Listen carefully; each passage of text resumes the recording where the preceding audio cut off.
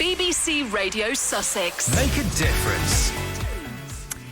Yes, our Make a Difference campaign is very much back for lockdown 3. So we'd love to hear about you if you're doing something to make a difference, or get in touch if you could do with a little bit of extra help at the moment. That's what we're here for.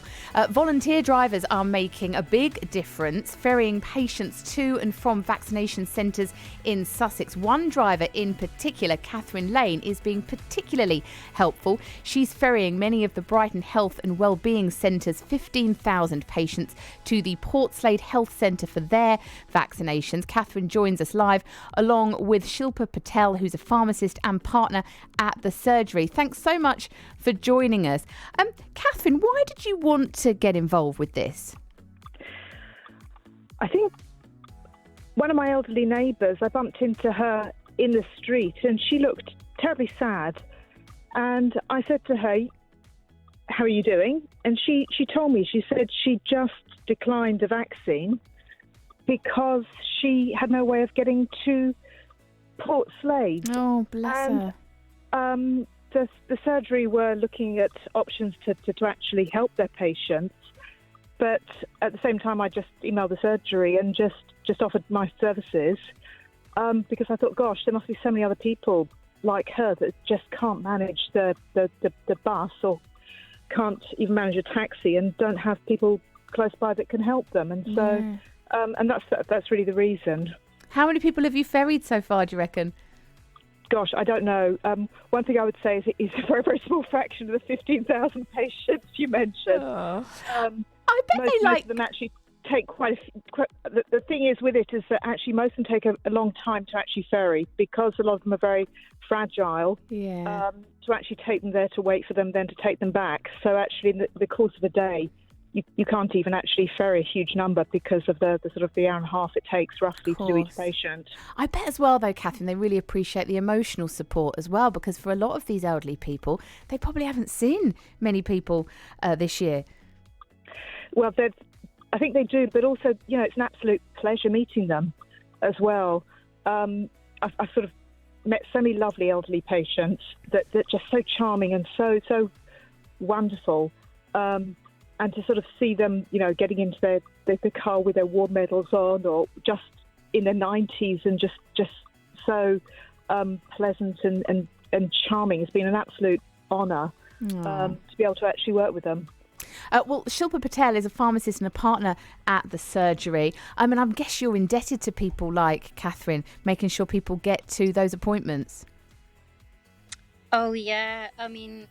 Catherine was amazing with the way she was so proactive, and it was pretty much on one of the first days that we started inviting people, and we were kind of pulling our hair out and thinking, what can we do to offer? But there was so many things we had to arrange, and I think I got Catherine's email late at night through our website, and I kind of grabbed her straight away and I said, let's just get this set up, because there was talk about cabs offering services, and there was a lot of talk, but we just needed someone to be able to step in straight away. And I think it all got arranged within 2 or 3 days, if I'm not mistaken. Catherine, she kind of ordered a screen, and she looked into all the kind of health and safety side of it, and it was just so great for her. You were on it, Catherine. Don't mess with Catherine. Yeah. When she gets an idea, she makes it happen. But like you say, sure, but that's what you need, isn't it? How is the rollout going in general? We're getting there. It's been a lot of organising, a lot of just getting the processes right and everything. So we spent a good 2 weeks non-stop trying to get everything in place. We're now in week 4, and I think we've cracked it. We've got good processes in place. We've got tons of volunteers who've come forward, who are helping with kind of the marshalling, and we obviously had a deadline to try and get all our patients, well, the top 4 cohorts, the priority list, vaccinated by the middle to end of February.